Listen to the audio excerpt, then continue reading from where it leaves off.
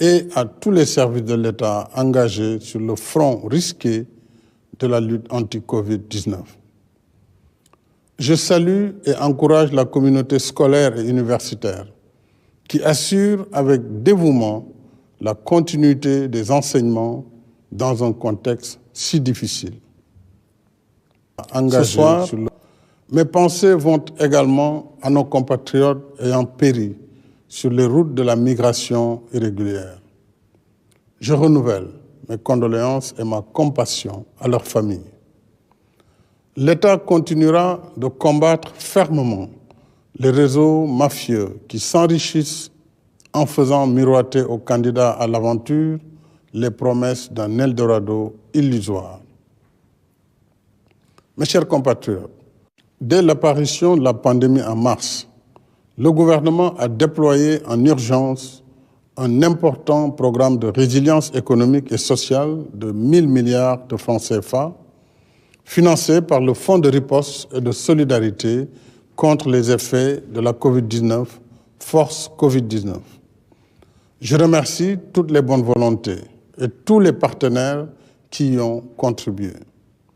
Ce programme nous a permis d'organiser immédiatement la riposte sanitaire et de maintenir la maladie sous contrôle sur l'ensemble du territoire national, notamment par l'aménagement et l'équipement de 52 centres de traitement des épidémies contre un seul au début de la pandémie.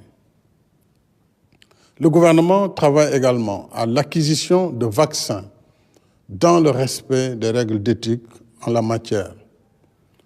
Devant la recrudescence des cas positifs, des cas graves et des décès, je dois vous redire avec insistance, mes chers compatriotes, que notre combat n'est pas encore gagné et que notre salut dépendra du respect par tous des règles de prévention.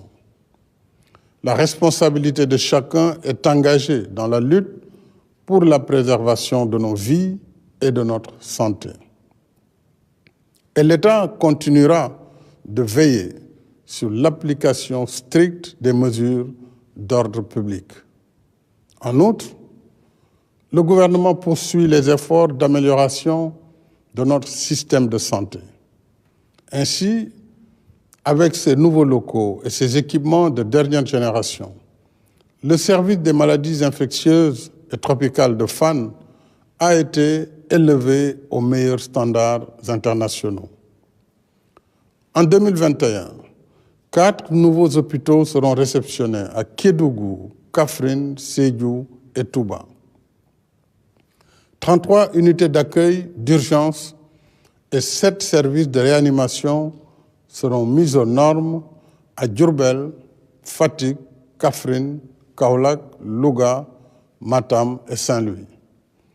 6 centres de dialyse seront ouverts à Ndioum, Kolda, Kaffrine, Sédhiou, Agnam et Kédougou, portant le nombre à 25.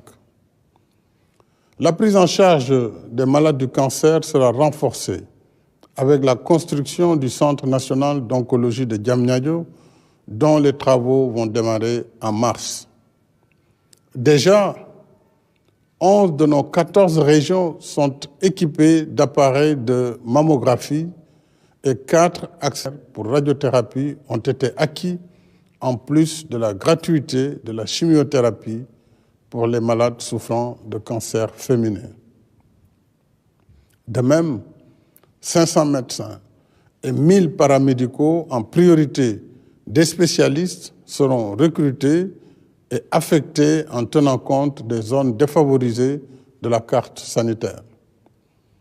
Le programme de résilience a aussi permis de soutenir les entreprises et les travailleurs et différents corps de métiers, y compris le secteur des arts et de la culture, à hauteur de 5,5 milliards de francs CFA.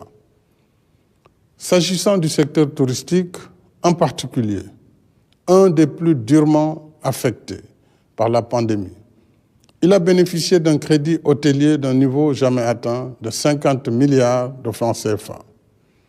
De plus, les importants travaux de protection du littoral de Sali contre l'érosion côtière sur 7 km ont permis de sauver 17 hôtels, leurs emplois et d'autres activités de la zone liées au tourisme.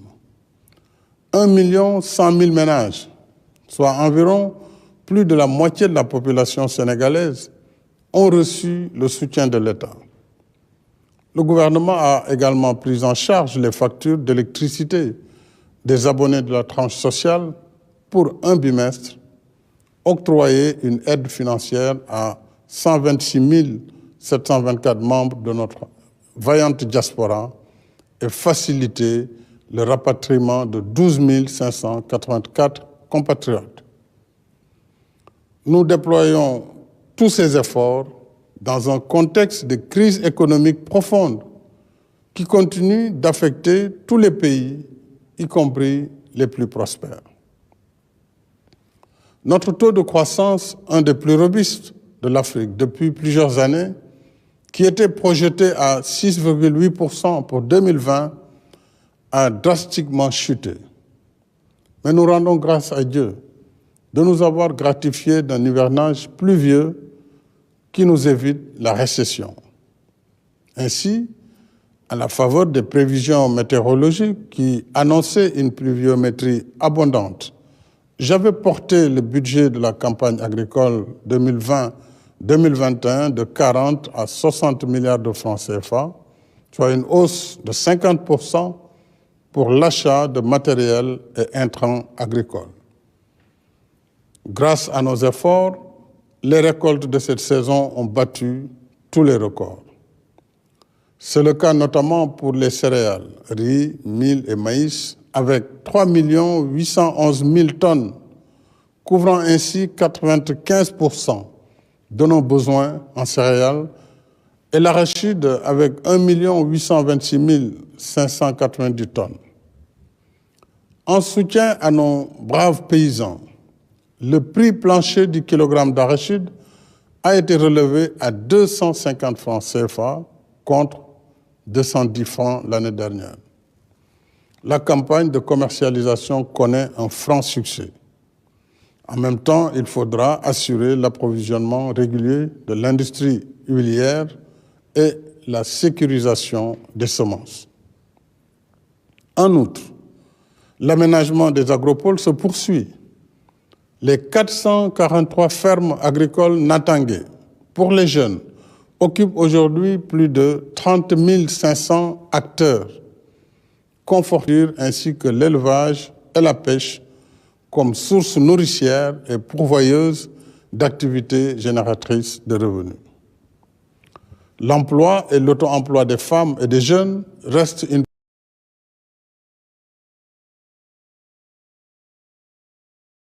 priorité élevée du gouvernement, parce que les femmes et les jeunes sont les forces motrices et le cœur battant de la nation.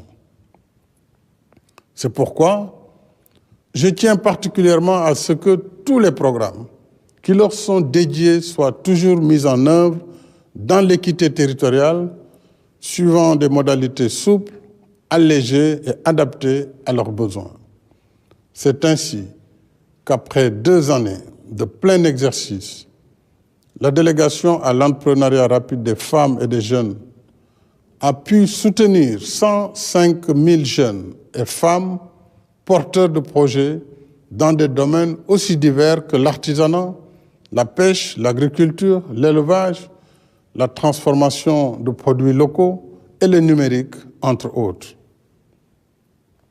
Ces acquis probants, financés par l'État sur un budget initial de 30 milliards de francs CFA, nous ont valu la confiance des partenaires qui nous accompagnent désormais dans le cadre du programme d'appui et de valorisation des initiatives entrepreneuriales, PAVI, d'un montant de 74 milliards sur la période 2020-2022.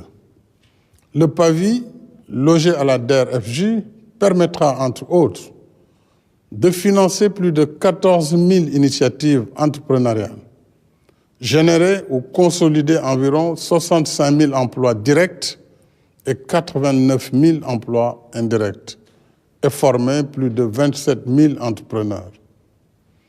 D'autres mécanismes sont aussi consacrés à l'entrepreneuriat, l'auto-emploi et la formation, comme le Fonds national de la microfinance, le programme Formation École Entreprise et les centres de formation professionnelle et technique, dont 15 seront réceptionnés en 2021.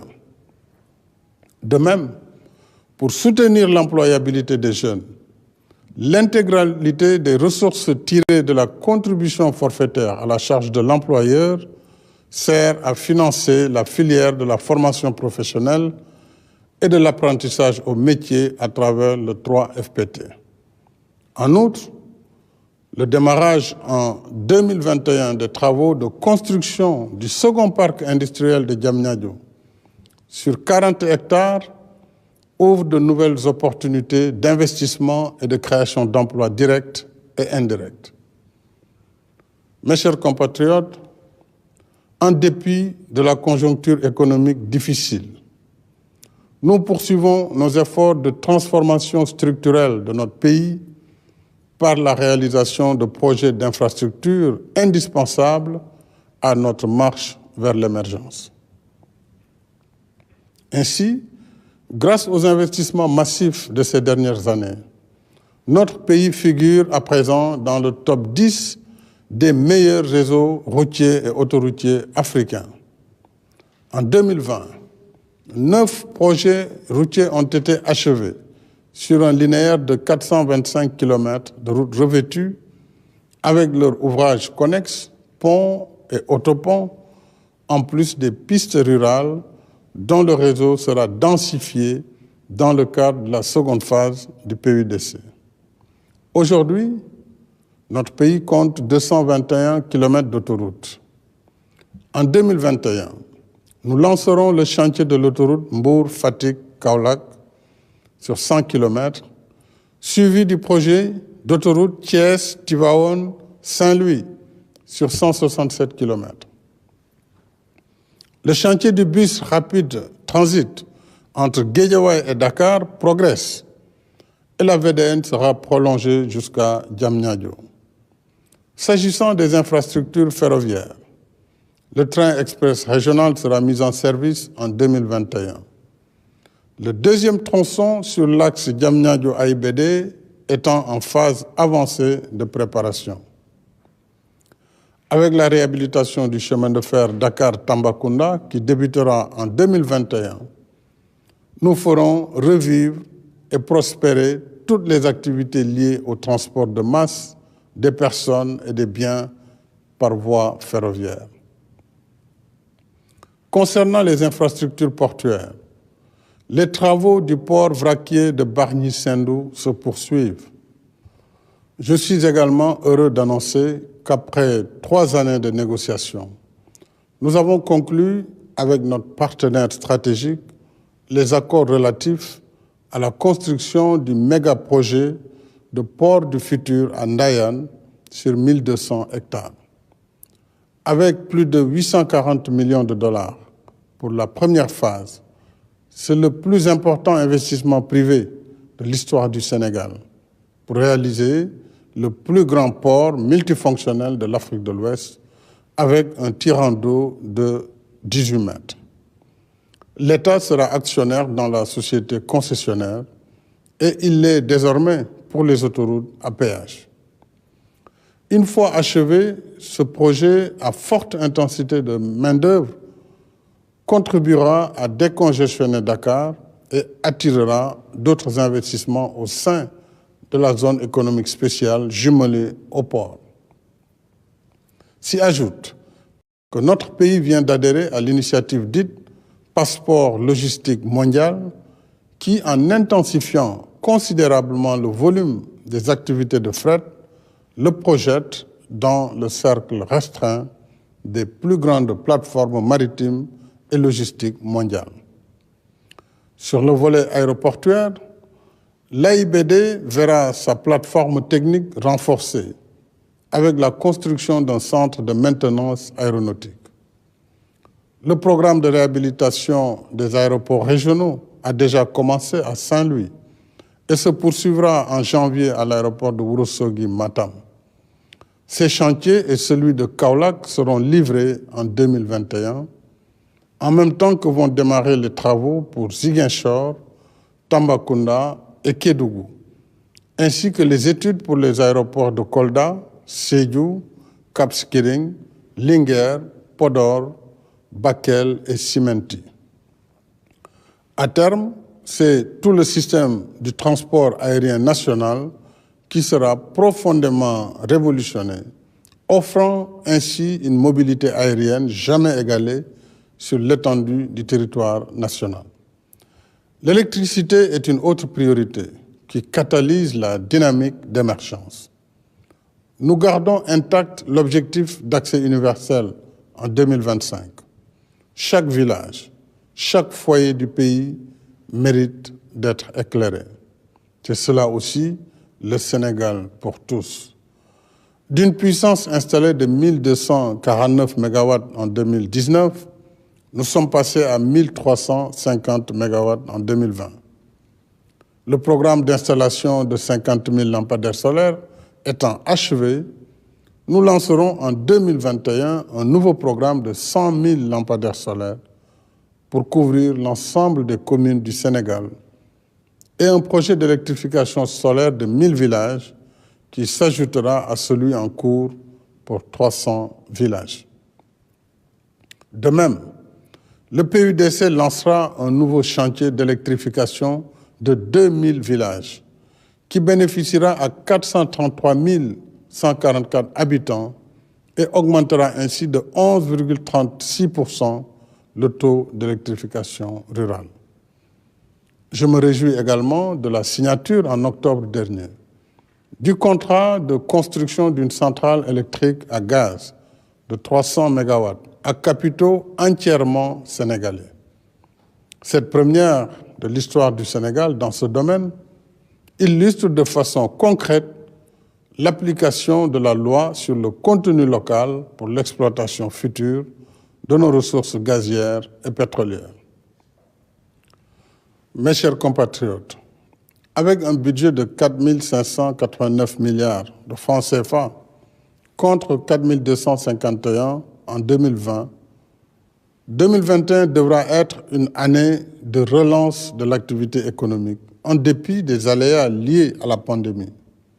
C'est l'objet du plan d'action prioritaire, ajusté et accéléré, PAP 2A, issu du Conseil présidentiel du 21 septembre et du nouveau cadre juridique du partenariat public-privé. Le combat pour le développement se gagne d'abord par l'état d'esprit. Plus que jamais, nous devons rester d'attaque et garder le cap sur l'objectif d'émergence à l'horizon 2035, en reprenant avec confiance et détermination notre trajectoire de croissance.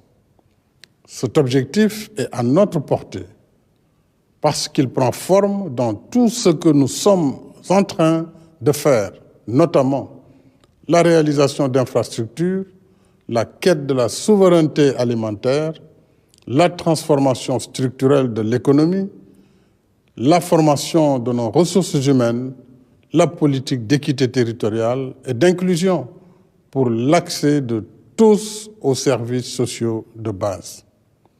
Voilà le chemin de l'émergence. Et sur la voie de l'émergence, il n'y a ni temps à perdre, ni force à disperser, ni intelligence à divertir. C'est pourquoi j'ai prescrit au gouvernement de rester dans le temps de l'action, qui signifie fast-track, travail et résultats. Et c'est pourquoi je continuerai à dialoguer pour rassembler toutes nos forces et nos intelligences au service du destin national, notre cause commune. Car de tout temps, c'est dans l'unité et la stabilité qu'une nation qui aspire à l'émergence trouve la force qui féconde son progrès économique et social. Ensemble, nous serons plus forts pour dominer les contingences de l'immédiat, vaincre l'adversité, agir sur notre présent et forger un nouvel élan vers un avenir meilleur. À chacune et chacun de vous, mes chers compatriotes, j'adresse mes vœux affectueux de bonne santé, de bien-être et de réussite. Que la paix, la sécurité et la stabilité continuent de régner sur notre cher Sénégal, afin qu'il poursuive sa marche résolue vers plus de prospérité dans l'unité et la fraternité. Bonsoir et déwénati.